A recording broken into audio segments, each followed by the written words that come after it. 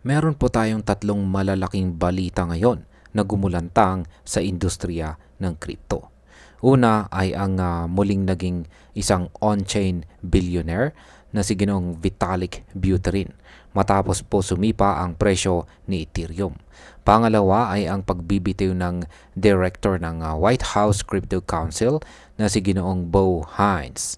At ang pangatlo ay ang plano ng Trump-backed World Liberty Financial na mag-create ng isang $1.5 billion public company para humawak ng WLFI tokens. Kaya yan po ang siyang ating pag-uusapan sa video na ito. Pero bago po tayo magpatuloy, ay pakibasa na lamang po muna ang disclaimer dito po sa ibaba ng ating screen. Yan, simulan na po natin agad sa ating pinakaunang balita rito. Yan, sabi rito, Vitalik Buterin reclaims on-chain billionaire crown as Ether tops 4.2K dollars. Yan, 4.2K. Yan na po presyo ngayon ni Ethereum. Nasa $4,200 na. Yan, si Ginoong Vitalik Buterin, na kilala bilang co-founder ni Ethereum, ay muling naabot ang estado ng pagiging isang on-chain billionaire. Matapos tumaas ang presyo ni Ethereum lampas po ng $4,000. Ito ang unang pagkakataon sa loob ng 8 buwan or 8 months na nakabalik si Ethereum sa ganitong mataas na presyo. Ibig sabihin ay umabot po muli sa mahigit $1 bilyong ang kabuang halaga ng kanyang hawak or holdings na crypto asset.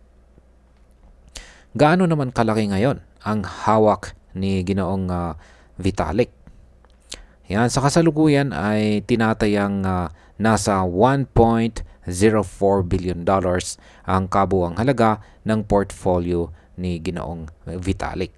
Karamihan dito ay galing po sa 240,042 ETH na kanyang hawak. Bukod pa rito ay may maliliit din siyang stake sa ibang cryptocurrencies tulad po ng Aave Ethereum, White Rock, Modding at saka Wrap Ethereum. Ano naman po ang naging dahilan ng mabilis na pagtaas ng presyo ni Ethereum? Ayan, noong Sabado ay muli pong umakyat ng 6.38% ang presyo ni Ethereum at umabot po ito sa $4,332. Nangyari ito matapos nitong mabasag ang $4,000 na presyo nitong Friday.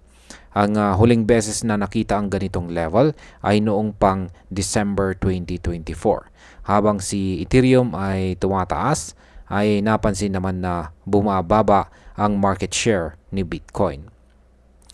Yan, dito po na po tayo sa pangalawang balita.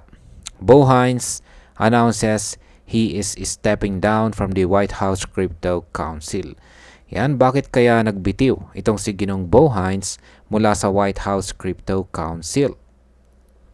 Si Ginoong Bo Hines na Executive Director ng White House Crypto Council ay nag-announce nitong Sabado na siya ay magbibitiw sa kanyang posisyon bilang pinuno ng grupo. Ano po ang plano ni Ginoong Bo Hines matapos po siyang bumitiw? Ayon po kay Ginoong Bo Hines, ay babalik siya sa private sector. Ngunit patuloy pa rin siyang magtataguyod ng digital assets. Ipinahayag po niya sa social media na ang paglilingkod sa administrasyon ni President Trump at ang pakikipagtulungan kay Ginoong David Sacks bilang Executive Director ng White House Crypto Council ay malaking karangalan para sa kanya. Ano naman ang naging ambag ng White House Crypto Council? Yan, ayon po sa mga taga-suporta ay nakatulong ang White House Crypto Council sa pagbibigay ng malinaw na regulasyon para sa digital assets sa US. Gayunpaman ay may mga kritiko na nagsasabing hindi nabigyang pansin ng grupo ang ilang mahalagang batas tungkol kay Bitcoin. Yan, ang pangatlong balita natin dito ay ito, World Liberty Financial Ways $1.5 billion public company to hold WFI tokens. Ayan, ang World Liberty Financial na suportado ng pamilyang Trump ay nagpaplano na magtatag ng isang publicly traded company na mag-iingat ng kanilang WLFI tokens. Target po nilang makalikom ng humigit kumulang $1.5 billion mula sa mga investors. Ayan, bakit nga ba mahalaga ang planong ito para sa crypto industry? Kung matutuloy po ang plano ay mapapabilang ang World Liberty Financial sa lumalaking listahan ng mga digital asset treasury companies na nag-iipon ng malalaking halaga ng crypto reserves. Noong 2025 ay tinatayang umabot na sa $79 billion ang nalikom ng ganitong klase ng kumpanya para lamang sa pagbili ng Bitcoin. At ayan, bilang panghuli, makikita po natin na kahit magkakaibang direksyon ang tinatahak ng tatlong balitang ito, ay pare-pareho po silang nagpapakita ng mabilis na paggalaw at pagbabago sa mundo ng crypto. Ang muling pag-angat ni Ginoong Vitalik ay patunay na ang Ethereum ay nananatiling isa sa mga haligi ng blockchain. Ang pagbibitiw naman po ni Ginoong Bo Hines ay magbibigay po ng bagong chapter sa regulasyon ng crypto sa Amerika. At ang ambisyosong plano ng World Liberty Financial ay magdadagdag po ng malaking puhunan sa digital asset space.